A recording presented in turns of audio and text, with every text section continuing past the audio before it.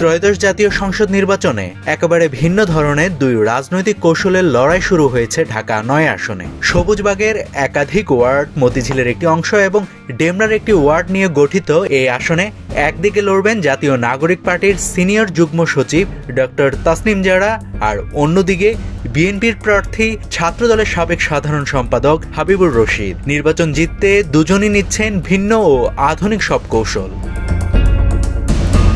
ঢাকা ৯ আসনে স্বচ্ছতা ও কম খরচে রাজনীতির ঘোষণা দিয়েছেন এনসিপির প্রার্থী তাসনিম জারা। অন্যদিকে হাবিবুর রশিদের আছে বর্তমান সময়ে রাজনৈতিক অঙ্গনের সবচেয়ে সংগঠিত দল বিএনপি।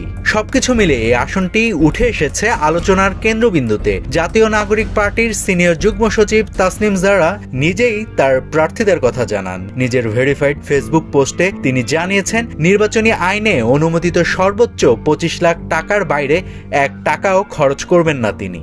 এমনকি নির্বাচন শুরুর আগে কত টাকা এসেছে আর কোথায় খরচ হচ্ছে সবকিছুই প্রকাশ্যে জানানোর প্রতিশ্রুতিও দিয়েছেন তিনি। তাসনিম জারা স্পষ্ট করে বলেন, তিনি অসততা ও মিথ্যার রাজনীতি করতে চান না। তার ভাষায়, সংসদে যাওয়ার পথ যদি আইন ভাঙা আর মিথ্যা দিয়ে শুরু হয় তাহলে সেটার ফল ভালো হতে পারে না। তাই তিনি স্বেচ্ছাসেবক নির্ভর ক্যাম্পেইনের কথা বলছেন, যেখানে টাকা নয় মানুষই হবে সবচেয়ে বড় শক্তি।